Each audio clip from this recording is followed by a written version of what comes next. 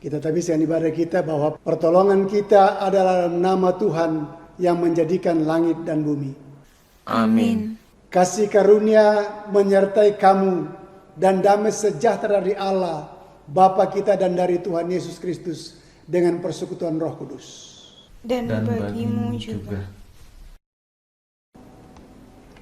Sebelum kita membaca merenungkan firman Tuhan, mari kita menghampiri Tuhan dalam doa. Kita berdoa. Bapa kami yang di surga, dalam nama Tuhan Yesus, kami datang mengangkat syukur hormat kami Tuhan sepanjang minggu yang sudah peliharakan kami dalam perjalanan kehidupan kami. Dan pagi ini kami bangun dalam anugerah Tuhan, dimungkinkan menyembah, memuji, memuliakan Tuhan dalam hari perhentian. Terima kasih untuk kesempatan kami boleh memuliakan Engkau Tuhan. Dalam sukacita kami menyembah Engkau, ada kesempatan bagi kami untuk membaca merenungkan firman-Mu. Roh Kudus terangilah hati dan pikiran kami. Urapi kami Tuhan, hamba-Mu, urapi umat-Mu. Biar kami bersama-sama terberkati lewat firman yang kami mau baca renungkan pada pagi hari ini. Bersabdalah Tuhan Yesus, karena kami lagi siap mendengarkan firman. Dalam nama Yesus kami sudah berdoa. Amin. Sidang jemaat yang dikasihi Tuhan, pembacaan firman Tuhan yang akan kita baca pada minggu pagi ini diambil dari 3 bagian.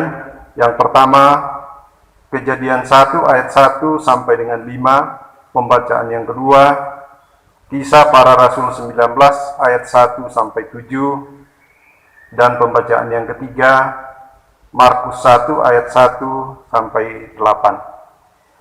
Untuk pembacaan Alkitab, bagian pertama saya akan bacakan untuk kita sekalian. Kejadian 1 ayat 1 sampai 5. Firman Tuhan berbunyi demikian. Pada mulanya Allah menciptakan langit dan bumi. Bumi belum terbentuk dan kosong. Gelap gulita menutupi samudra raya, dan roh Allah melayang-layang di atas permukaan air. Berfirmanlah Allah, jadilah terang. Lalu terang itu jadi.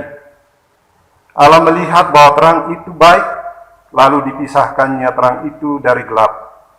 Dan Allah menamai terang itu siang, dan gelap itu malam.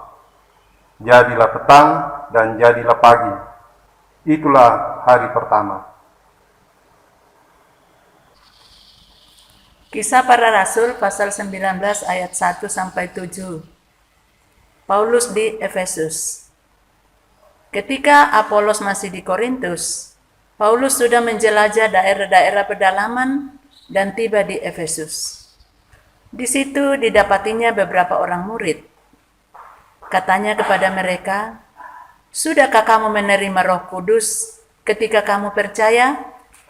Akan tetapi mereka menjawab dia, "Belum. Bahkan kami belum pernah mendengar bahwa ada Roh Kudus." Lalu kata Paulus kepada mereka, "Kalau begitu, dengan baptisan manakah kamu telah dibaptis?" Jawab mereka, "Dengan baptisan Yohanes." Kata Paulus, "Baptisan Yohanes adalah pembaptisan orang yang telah bertobat." Dan ia berkata kepada orang banyak bahwa mereka harus percaya kepada Dia yang datang kemudian daripadanya, yaitu Yesus. Ketika mereka mendengar hal itu, mereka memberi diri mereka dibaptis dalam nama Tuhan Yesus. Dan ketika Paulus menumpangkan tangan di atas mereka, turunlah Roh Kudus ke atas mereka, dan mulailah mereka berkata-kata dalam bahasa roh dan bernubuat. Jumlah mereka adalah kira-kira 12 orang.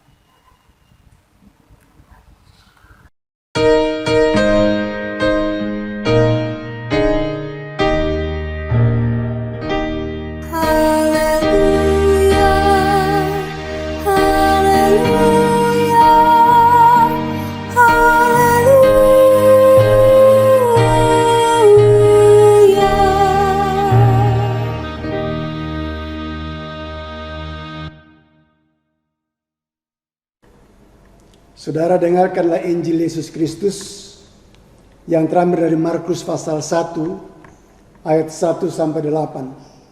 Markus pasal 1 ayat 1 sampai 8, demikian bunyi firman Tuhan. Inilah permulaan Injil tentang Yesus Kristus anak Allah. Seperti ada tertulis dalam kitab Nabi Yesaya, lihatlah aku menyuruh utusanku mendahului engkau. Ia akan mempersiapkan jalan bagimu. Ada suara orang yang berseru-seru di padang gurun, persiapkanlah jalan untuk Tuhan, luruskanlah jalan baginya. Demikianlah Yohanes Pembaptis tampil di padang gurun dan menyerukan, bertobatlah dan berilah dirimu dibaptis, dan Allah akan mengampuni dosamu. Lalu datanglah kepadanya orang-orang dari seluruh daerah Yudea dan semua penduduk Yerusalem, dan sambil mengaku dosanya mereka dibaptis di sungai Yordan.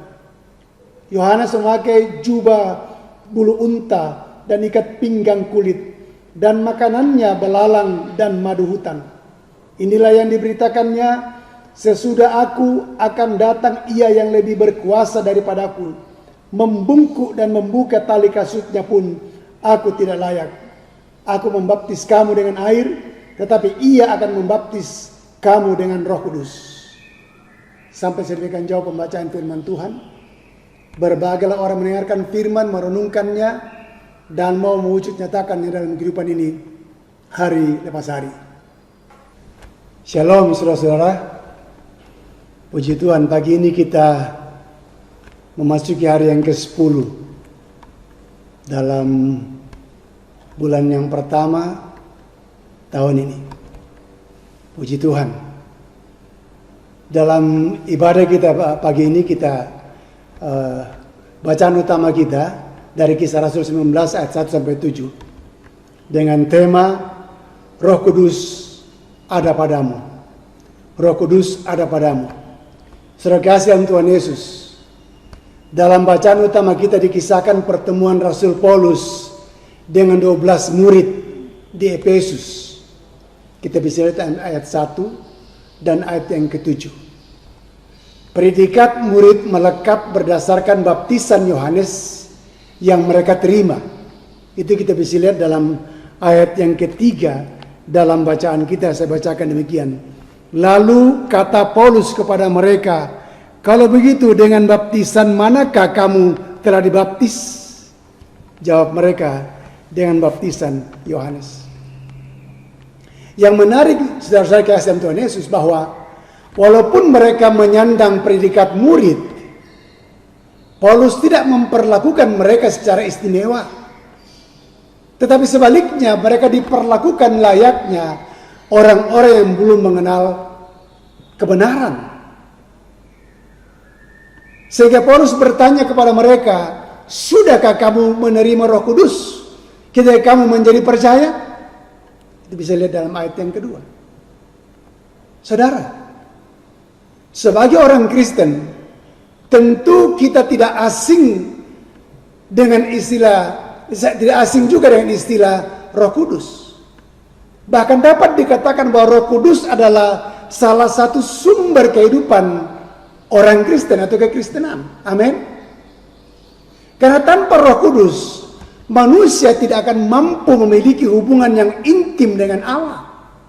Bahkan ketika saudara mengingat identitas Allah yang Trinitas, maka saudara tahu bahwa Roh Kudus merupakan Allah sendiri yang berperan sebagai penolong, penasehat, dan pengendali hidup saudara dan saya.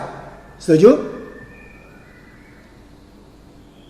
Alkitab katakan, ya, jika roh Dia yang telah membangkitkan Yesus dari antara orang mati diam di dalam kamu, maka Ia yang telah membangkitkan Kristus Yesus dari antara orang mati akan menghidupkan juga tubuhmu yang fana itu oleh rohnya yang diam di dalam kamu.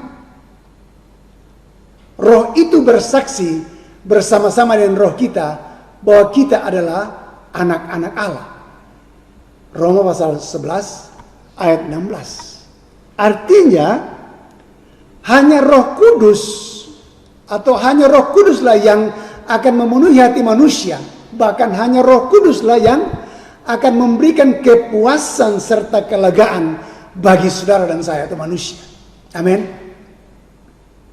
Coba kita lihat dalam Yohanes pasal 14 ayat 16-17. Aku akan meminta kepada Bapa, dan Ia akan memberikan kepadamu seorang penolong lain, supaya Ia menyertai kamu selama-lamanya, yaitu Roh kebenaran. Dunia tidak dapat menerima Dia, sebab dunia tidak melihat Dia dan tidak mengenal Dia. Tetapi kamu mengenal Dia, sebab Ia menyertai kamu dan akan diam di dalam kamu. Dahsyat bukan? Saudara, ada satu cerita. Cerita ini diilhami oleh tulisan Anthony de Mello. Roh Kudus mengubah kehidupan seseorang. Nah, ada seorang pria, ya kita beri nama saja Tato. Ia seorang Kristen yang lahir baru. Suatu hari ia ditanya komisi pria di gerejanya bernama Maktu. Maktu bertanya, Tato, kamu percaya dengan Yesus? Tato menjawab, oh tentu, saya sangat percaya kepadanya. Maktu bertanya kembali, kalau begitu, di mana Yesus dilahirkan? Kata Tato, aduh, tabe sang maneh. Kalau itu saya tidak tahu. Maktu berkata, kamu tidak tahu, Tato?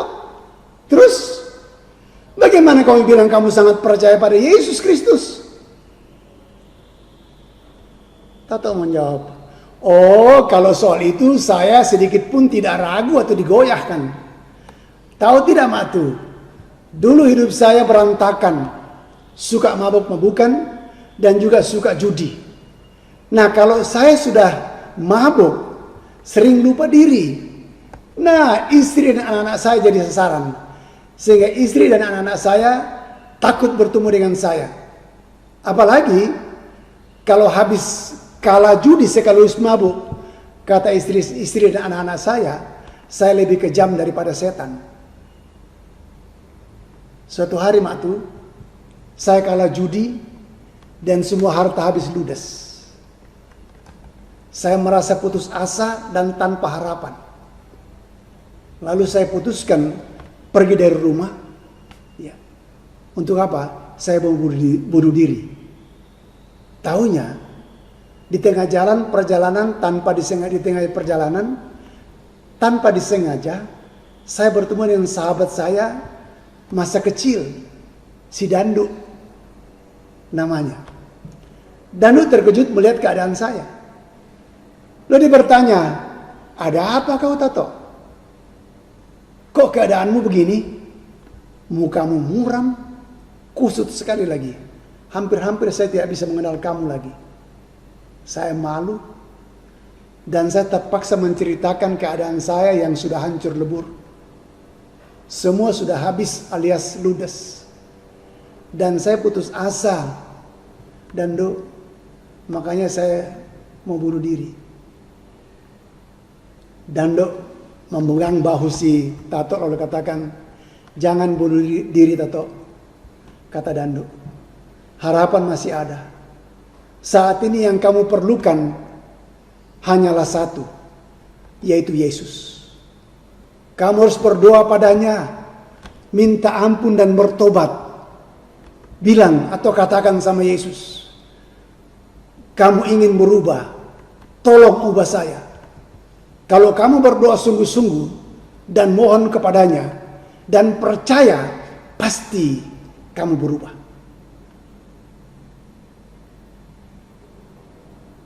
Tato, tahu enggak, Maktu? Tanpa saya tanya-tanya siapa Yesus itu, saya langsung berdoa, saya menangis, dan saya menyesal. Dan seketika itu juga, saya merasa lega. Saya bersuka cita yang tidak pernah saya rasakan sebelumnya. Saya percaya kuasa Yesus. Saya pulang ke rumah dan saya memeluk istri saya dan anak-anak saya. Saya minta maaf kepada mereka. Saya sujud di depan kaki istri saya. Sejak saat itu, Maktu, saya berubah. Dan saya Saya nggak suka pukul istri lagi. Saya berhenti mabuk dan saya berhenti judi. Saya kembali kepada hidup normal. Semangat hidup saya timbul kembali. Kamu tahu enggak, Mak tuh? Belakangan saya baru tahu Yesus itu Tuhan. Dan rohnya yang mengubah hidup saya. Jadi, saya tidak mikir di mana Yesus lahir. Saudara kekasih dalam Tuhan Yesus. Ini memang hanya sebuah ilustrasi. Tapi makna kebenarannya adalah kita tidak akan berubah jika bukan karena Roh Kudus. Amin. Apa yang terjadi pada kelahiran baru bukanlah memperoleh agama baru, tapi memperoleh hidup baru. Apa yang terjadi pada kelahiran baru bukan sekedar meneguhkan yang supernatural dalam Yesus, tetapi mengalami yang supernatural dalam diri Anda. Apa yang terjadi dalam kelahiran baru bukanlah peningkatan natur manusia lama kita atau Anda, tetapi penciptaan natur manusia baru, suatu natur yang sungguh-sungguh Anda alami, diampuni, disucikan, suatu natur yang sungguh baru yang sedang dibentuk oleh Roh Allah yang mendiami saudara. Amin. Kata John Piper. Ya saudaraku yang kasih, bukankah itu yang terjadi dalam ilustrasi si Tato yang berubah seketika saat dia minta pertolongan Tuhan Yesus dan hidupnya diubahkan seketika oleh Roh Kudus yang sudah mendiami hatinya ketika dia membuka hati dan percaya kepada Yesus oleh kuasanya yang sanggup menolong dan mengubahkan hidupnya. Dulu suka judi, mabuk, gebukin istri, pukulin anak-anak, bisa berubah semua di luar kontrol dan kendali si Tato.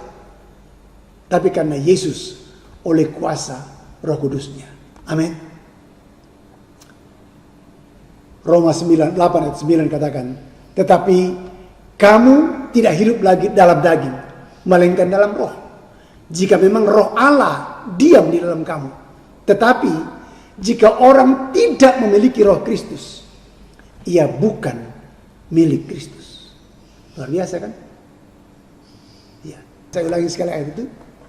Tetapi kamu tidak hidup dalam daging, melainkan dalam roh. Jika memang Roh Allah diam di dalam kamu. Itu yang dialami Tato. Ketika dia membuka hati kepada Yesus, Yesus memberikan Roh yang kudus, membuat dia berubah. Dan Paulus katakan, jika roh orang tidak memiliki Roh Kristus, ia bukan milik Kristus. Artinya, tatkala Tato membuka diri kepada Tuhan, Roh Allah mendiami dia, dan dia dihisapkan masuk menjadi umat Allah, milik Kristus.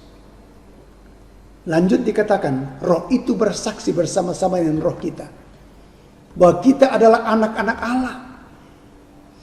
Dan jika kita adalah anak, maka kita juga adalah ahli waris. Maksudnya orang-orang yang berhak menerima janji-janji Allah yang akan menerimanya bersama-sama dengan Kristus, yaitu jika kita menderita bersama-sama dengan Dia, supaya kita juga dipermuliakan bersama-sama dengan Dia. Roma 8, 16, 17. Karena itu Bapak Ibu kasih dalam Tuhan Yesus, kita akan melihat bagaimana atau kiat didiami oleh Roh Kudus. Yang pertama percaya dan menerima Yesus sebagai Tuhan dan Juru Selamat. Ayat 4b dan 5. Kata Paulus, baptisan Yohanes adalah baptisan orang yang telah bertobat. Dan dia berkata kepada orang banyak bahwa mereka harus percaya kepada Dia yang datang kemudian daripadanya, yaitu Yesus. Saudara, dalam rencana keselamatan Allah, Roh Kudus memasuki dan mendiami setiap orang yang percaya. Hal ini bukan suatu pilihan untuk orang tertentu, melainkan firman Tuhan mengatakan, jika orang tidak memiliki Roh Kristus, ia bukan milik Kristus. Roma 8 ayat 9. Tuhan Yesus mengatakan, barang siapa percaya kepadaku, seperti yang dikatakan oleh kitab suci, dari dalam hatinya akan mengalir aliran-aliran air hidup. Yang dimaksudkannya ialah roh yang akan diterima oleh mereka yang percaya kepadanya. Yohanes 7, 38, 39. Jadi jelas sekali satu jaminan bagi orang yang membuka diri untuk menerima Yesus sebagai Tuhan dan Juru Selamat, didiami oleh Roh Kudus.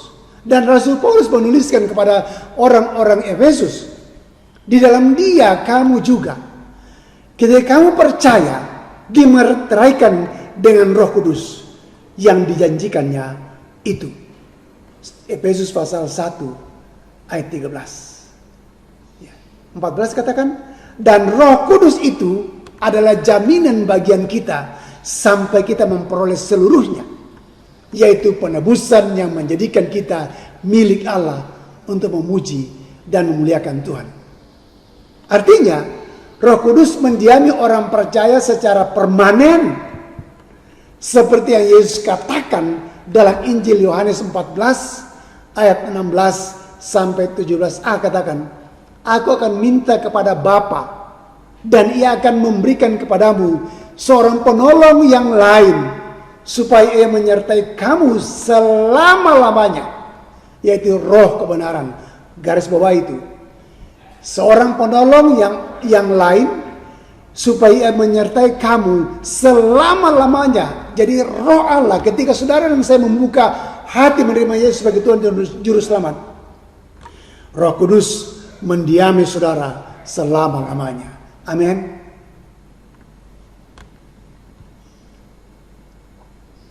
Yang kedua, Roh Kudus adalah karunia atau pemberian yang harus diterima. Ayat 5 dan 6a.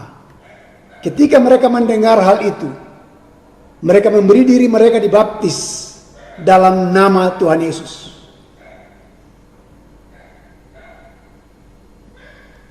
Saudara, dalam Kisah Para Rasul ada 6 ayat di mana Roh Kudus disebut hadiah yang dihadiahkan kepada orang-orang percaya dan yang taat. Kita bisa lihat dalam ayat-ayat bacaan ini, Kisah pasal 2 ayat 38. Jawab Petrus kepada mereka, bertobatlah dan hendaklah kamu masing-masing memberi dirimu dibaptis dalam nama Yesus Kristus untuk pengampunan dosamu, maka kamu akan menerima karunia Roh Kudus. Itu yang pertama. Dalam Kisah 5 ayat 32 dikatakan, dan kami adalah saksi dari segala sesuatu itu. Kami dan Roh Kudus yang dikaruniakan Allah kepada semua orang yang menantikan Dia. Itu Kisah 5 ayat 32. Lanjut, dalam Kisah 10 44-45 dikatakan, ketika Petrus sedang berkata demikian, turunlah Roh Kudus ke atas semua orang yang mendengarkan pemberitaan itu. Dan semua orang yang percaya dari golongan bersunat yang menyertai Petrus tercengang-cengang karena melihat bahwa karunia Roh Kudus dicurahkan ke atas bangsa-bangsa lain juga. Satu ayat lagi dalam Kisah 11 15-17. Dan ketika aku mulai berbicara, turunlah Roh Kudus ke atas mereka sama seperti dahulu ke atas kita. Maka teringatlah aku akan perkataan Tuhan, Yohanes membaptis dengan air, tetapi kamu akan dibaptis dengan Roh Kudus. Jadi, jika Allah memberikan karunia-Nya kepada mereka sama seperti kepada kita, pada waktu kita mulai percaya kepada Yesus Kristus, bagaimana mungkin aku mencegah dia? Saudara kasih, ini satu kenyataan bahwa tatkala seorang percaya kepada Kristus, Roh Kudus dicurahkan kepadanya dan harus diterima dengan iman. Artinya yang harus kita lakukan untuk menerima dan memiliki pemberian yang sudah disediakan untuk kita sebagai orang percaya hanyalah perlu menerima dengan iman sebagai satu pemberian atau karunia Allah. Amin.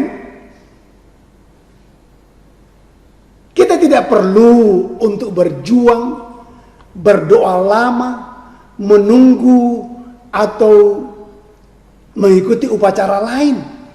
Sebab yang Tuhan minta dari kita menerima dengan iman.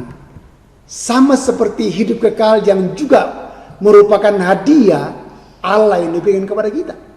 Kita tidak dapat menerimanya dengan cara apapun di dunia ini kecuali dengan iman. Coba kita lihat ayatnya dalam demikian bunyinya. Roma 6 ayat 23. Sebab upah dosa ialah maut, tetapi karunia Allah ialah hidup yang kekal dalam Kristus Yesus Tuhan kita. Nah, dalam Efesus pasal 2 8-9 dikatakan, sebab karena kasih karunia kamu diselamatkan oleh iman.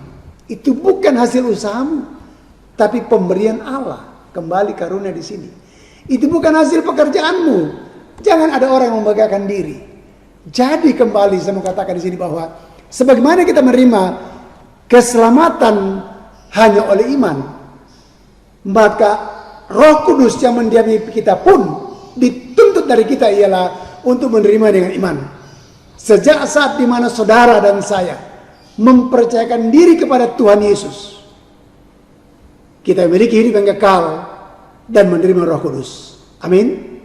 Artinya, walaupun ada peristiwa-peristiwa tertentu dalam kitab Kisah Para Rasul di mana nampaknya doa yang tekun, penumpangan tangan, bahasa lidah, baptisan air, memainkan peranan dalam menerima Roh Kudus.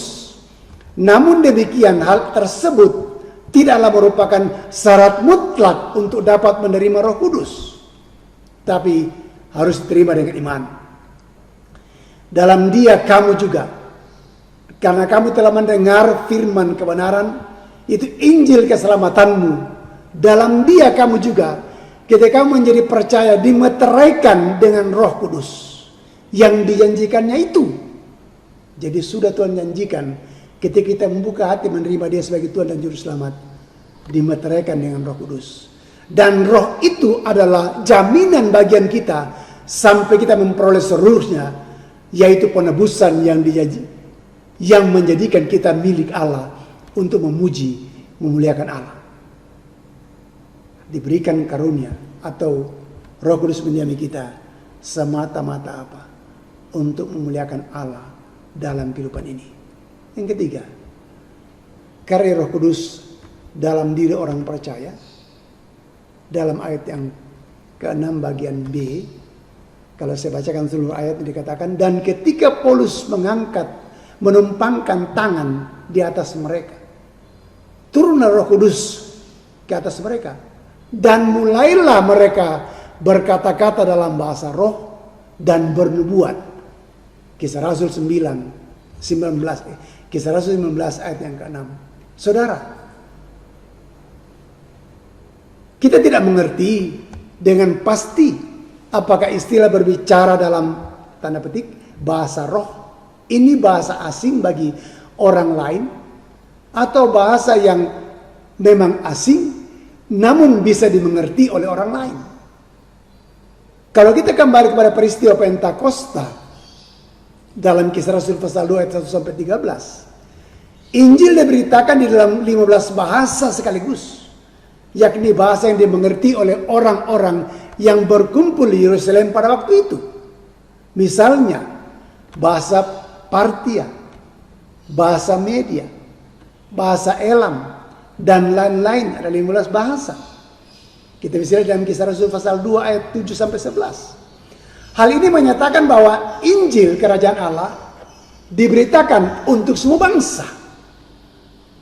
Namun, kita harus mewaspadai juga bahwa dalam tren sebagian kelompok yang lebih menekankan tentang bahasa roh, tetapi dengan pemahaman yang terbalik, yaitu mereka membuat bahasa yang sudah dimengerti menjadi tidak dimengerti oleh jemaat umum. Saudara, Rasul Paulus tidak melarang karunia Roh Kudus atau bahasa roh, karunia bahasa roh. Dalam 1 Korintus pasal 14 ayat 39. Karena itu saudara-saudaraku, usahakanlah dirimu untuk memperoleh karunia untuk bernubuat, dan janganlah melarang orang berkata-kata dengan bahasa roh. Namun, jikalau karunia itu mau dipraktekkan di depan jemaat umum, maka harus ada aturan mainnya.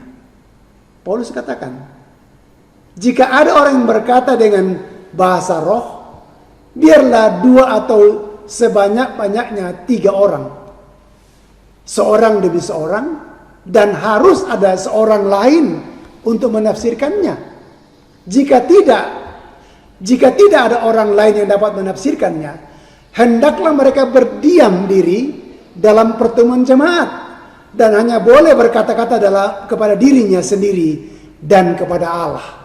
Jadi ada penekanan tertentu di sini bahwa bukan sekadar kita mengucapkannya, ada penafsirannya atau hubungan pribadi kita dengan Tuhan. Yang keempat, hidup sebagai orang yang didiami Roh Kudus. Ada 2 yang kita harus renungkan di situ. Saudara, 2 hal yang akan nampak dalam diri orang yang disertai Roh Kudus secara permanen. Yang pertama, atau bagian A di sini, kita merasa tenang karena Roh Kudus siap menolong, membimbing, menghibur kita. Karena itu jangan pernah kecil hati. Roh penolong itu senantiasa menyertai kita, ya, menolong kita, membimbing kita dalam situasi apapun. Yang kedua, atau bagian B di sini, ya, karena Roh Kudus dalam diri orang yang Roh Kudus ini didiami oleh Roh Kudus, kita perlu berhati-hati di dalam kehidupan kita, karena Roh Kudus siap menegur kita apabila ia didukacitakan dengan perbuatan yang tidak sesuai dengan kehendaknya. Kita bisa lihat Efesus pasal 4 ayat 30 sampai 32. Dan janganlah kamu mendukakan Roh Kudus Allah yang telah memeteraikan kamu menjelang hari penyelamatan. Segala kepahitan, kegeraman, kemarahan, pertikaian, dan fitnah hendaklah dibuang dari antara kamu. Demikian pula segala kejahatan. Tetapi hendaklah kamu ramah seorang akan yang lain, penuh kasih mesra, dan saling mengampuni, sebagaimana Allah dalam Kristus telah mengampuni kamu. Artinya apa? Saudara dan saya mendapatkan dengan cuma-cuma, berikan pula dengan cuma-cuma. Karena itu sekali saya mau katakan bahwa kiat menerima Roh Kudus mendiami kita. Yang pertama adalah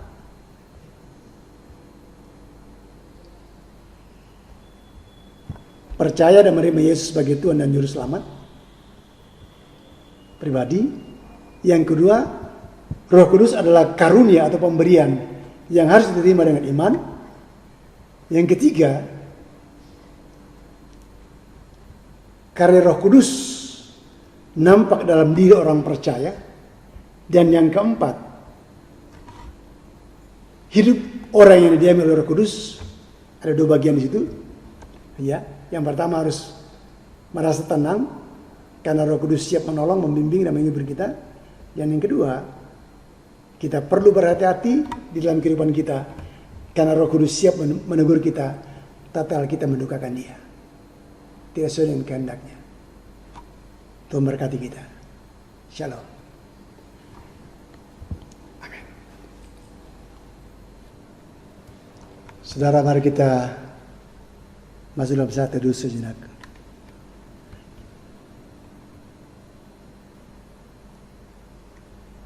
Terima kasih Tuhan, kalau Engkau anugerahkan Roh-Mu yang kudus diam dalam hati kami. Yakinkan kami untuk mengimaninya bahwa kami akan dibimbing, dituntun dalam perjalanan kehidupan ini. Hamba sudah berhenti dalam menguraikan firman-Mu. Roh Kudus terjemahkan lebih jauh, sehingga tidak ada seorang pun yang terlalui oleh firman. Tapi roh firman-Mu menyapa tiap umat-Mu, memberkati, meneguhkan, menguatkan umat-Mu. Haleluya Tuhan, terima kasih. Dalam nama Yesus.